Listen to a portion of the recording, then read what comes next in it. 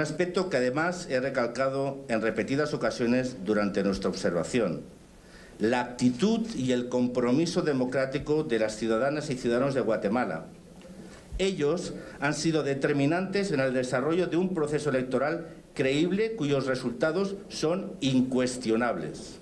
Asimismo, se giraron 26 recomendaciones en un informe con el objetivo de evitar que se repitan los obstáculos del proceso electoral 2023. Señalar que estas elecciones se han llevado a cabo en un contexto político marcado por la amenaza a la separación de poderes, por la constante judicialización de la política, por la existencia de actores que socavan la democracia a través del control o la influencia sobre las instituciones políticas y judiciales del país. De este modo, el objeto de estas recomendaciones es contribuir a la mejora de los futuros procesos electorales y de la democracia en Guatemala. Si algo hay que deseamos en este informe y sus conclusiones es que sirvan para que en las próximas elecciones no se repitan las situaciones y problemas que han jalonan y creo desgraciadamente que van a jalonar estos comicios. Al respecto, autoridades electorales evaluarán el informe y las recomendaciones. Han recalcado que el trabajo se hizo consciente, un trabajo transparente, un trabajo eficiente, y lo que hoy tenemos pues es fortalecimiento al proceso democrático con los resultados que hoy legitiman a las autoridades locales, a las autoridades también legislativas y a las autoridades desde el punto de vista del binomio. Y hay recomendaciones pues que tenemos que verificar. Seguimos hablando de este tema, ya que eliminar las restricciones del derecho al voto para los elementos de las fuerzas de seguridad fue una de las 26 recomendaciones que formuló la misión de observación electoral de la Unión Europea. A esta recomendación se incluye a los ciudadanos en prisión preventiva, además a aquellos que están en hospitales. La idea es brindar oportunidades para emitir su voto, atendiendo los compromisos internacionales a los que Guatemala está suscrita. Miren, la recomendación es muy importante y creo que será analizada en la CAME, ¿verdad? Porque nosotros como Tribunal Supremo Electoral seremos rectores, sinceramente, estaremos llevando la agenda, estaremos coordinando, pero la decisión será de la mayoría en la CAME que recomienden ellos y nosotros tomar ese resumen para hacerlo llevar, convertirlo en un proyecto de ley y enviarlo al Honorable Congreso de la República, que es quien tiene la última palabra. Bueno, es momento de analizar este tema, Fernando, porque con base, tú me corregirás, en el artículo 15 de la Ley Electoral y de los partidos políticos se da a conocer que se restringe el derecho al sufragio a ciertas personas, en este caso a miembros del Ejército, de la Policía Nacional Civil y policías municipales. Efectivamente, Ligia. ¿Qué sucede cuando se estableció ese estudio de constituciones de otros países para darle forma a la Carta Magna que hoy es la que nos rige? Pues por supuesto que se tomaron los distintos espíritus que habían dado nacimiento a esas cartas magnas, que muchas incluso superan los 200 años, y de ahí se fue pues obteniendo la información que hoy hace que nosotros tengamos desde el 86 nuestra Constitución. Y las leyes de rango constitucional pues también nacen precisamente con ese origen de nuestra misma Constitución, y en este caso la Ley Electoral y de Partidos Políticos establece todo el esquema de cómo las elecciones, el régimen electoral va a ser manejado al 100% por esta ley específica.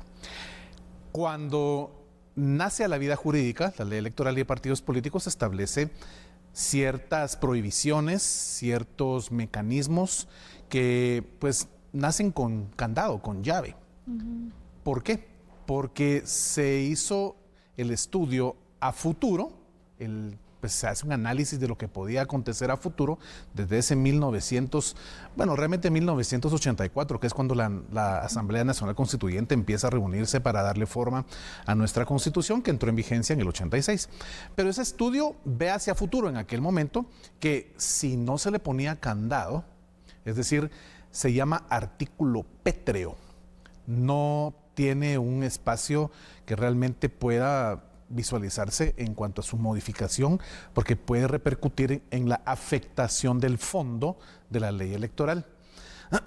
Y se visualiza que, como tú bien lo dijiste, Fuerzas Armadas, fuerzas policiales, no pudieran ejercer ese sufragio, puesto que podía existir algo que todos los guatemaltecos y guatemaltecas conocemos muy bien, y es la palabra sesgo.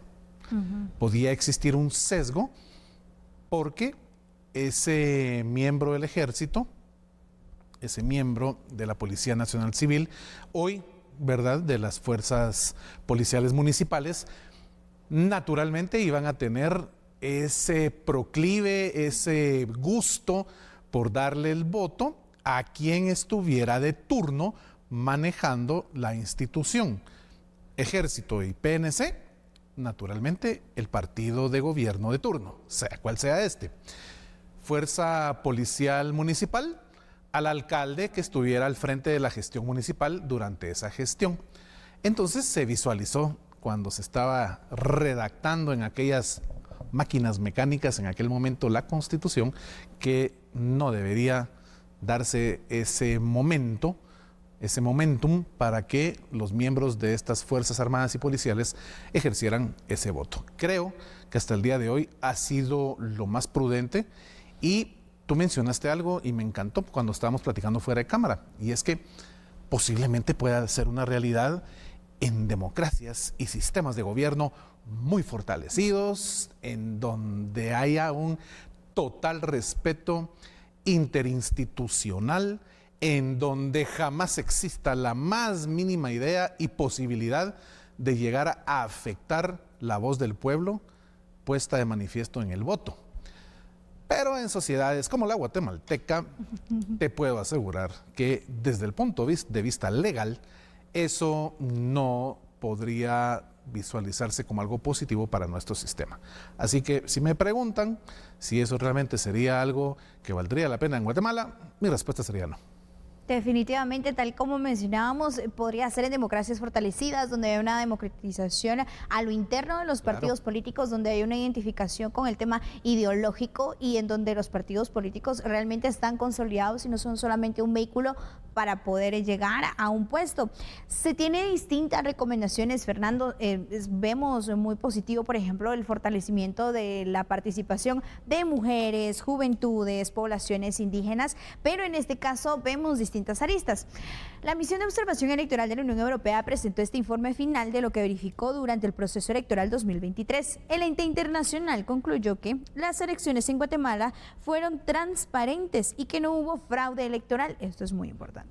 Reconocieron el trabajo del ente electoral durante el proceso, el de las juntas departamentales, juntas electorales municipales y las juntas receptoras de votos, así como los programas que contrataron para dicho fin. Estamos hablando del TREP. En cuanto a la participación de las mujeres, el informe de la misión de observación electoral de la Unión Europea señala que es necesario promover mayor participación de la mujer para ocupar cargos públicos, ya que solo el 22.9% de candidaturas correspondían a mujeres. Mientras que en el tema de pueblos indígenas señala que debe haber mayor cantidad de campañas de educación al votante e información electoral en los idiomas mayas, tomando en cuenta la opinión de organizaciones de este sector de la población que apuntaron que esto fue un obstáculo para que más votantes participaran. Y Fernando, regresando a este tema de los regímenes de las Fuerzas Armadas, vemos que los regímenes militares en general se dan por tiempos prolongados. Esto antes de 1985 fuimos testigos, nuestros padres, quizás abuelos, aún se recuerdan de estos regímenes militares que habían antes del 85. Entonces también tú me dirás lo que se busca con esto que ya mencionabas de la decisión de la no participación o la limitación del sufragio de las Fuerzas Armadas, es precisamente que no caigamos nuevamente en estos modelos o regímenes electorales que por la historia de Guatemala pues se fue luchando bastante tiempo. También tiene que ver algo con la memoria histórica. Totalmente, tiene mucho que ver, y aquí existe una frase, un axioma muy importante, y es aquel que dice lo siguiente: un pueblo que no conoce su historia está condenado a repetirla. Y nosotros como guatemaltecos conocemos muy bien, los que todavía vivimos aquellas últimas instancias de gobiernos militares. Yo estaba muy niño, tendría todavía unos 5 o 7 años, pero tengo memoria aún de algunas cosas y algunos momentos muy importantes de esa etapa de nuestra Guatemala al inicio de los años 80. Y de verdad creo que lo que ha costado tanto manejar y tener al día de hoy, que es un pueblo guatemalteco que dentro de todo seguimos teniendo una libertad plena, seguimos teniendo pues una democracia que aunque sea incipiente, y cuando hablo de incipiente, incipiencia significa que es muy nueva aún, está todavía en esos albores, empezando. Y es una democracia muy joven, la guatemalteca. Estamos hablando del 86 para acá, ¿cuántos años? Realmente es muy poco. Y creo falta mucho por aprender, falta mucho por inscribir en ese libro de la historia de nuestro país, en donde cada generación hoy tiene su espacio preponderante y correspondiente para hacer de una Guatemala mejor. Pero darle un voto a Fuerzas Armadas, a fuerzas policiales, creo que podría afectar definitivamente la transparencia de una gestión saliente, sea cual sea esta, y definitivamente la investigación periodística, la investigación en este caso de estos entes internacionales que vienen como observadores. De inmediato observaríamos que la tendencia de favoritismo hacia el partido que gobierna, que realmente no debe existir, porque un partido no gobierna. Quien llega a gobernar desde el Ejecutivo automáticamente se convierte en el representante de la unidad nacional. Pero la realidad en la historia de Guatemala es que quien ha gobernado sigue teniendo una relación muy estrecha con el partido, con el vehículo que lo llevó al puesto en donde se encuentra. Entonces, mi opinión es que alterar esa parte de la ley electoral y de partidos políticos no podría traer nada que no fuera algo que genere mucha duda. Se afectaría la de por sí a veces cuestionada transparencia de los momentos electorales, en donde ese cuestionamiento no es para el ente electoral, sino es para todo un sistema en donde está desde quien vota hasta la última persona involucrada en esa primera y segunda vuelta electoral. Entonces, ¿para qué poder inyectarle más duda a algo que en este año nos ha dejado muchos sinsabores, experiencias que aún no terminan, y entonces venir y abrir un espacio que genere una brecha nueva para poder dudar de la transparencia de un momento eleccionario? Yo creo que no sería prudente. Totalmente. Y las Fuerzas Armadas también están, por así decirlo, entrenadas para el seguimiento de órdenes por parte de las autoridades. Pero es importante también resaltar las otras recomendaciones que dieron a conocer las autoridades de la Unión Europea, y es al momento de cumplir 18 años, inmediatamente serían aptos para votar. Este tema de el incremento de la participación de las mujeres, porque somos más mujeres las que vivimos en el país y también las que estamos en el padrón electoral, pero realmente no se observa pues una representación en las autoridades, y de igual forma en la población indígena. Así que todas estas aristas, todas estas recomendaciones son muy, muy importantes también, Fernando. Claro, definitivamente estaremos analizando todo este contexto y por supuesto compartiéndolo con ustedes. Así que por ahora vamos a la pausa. Sí, ya volvemos.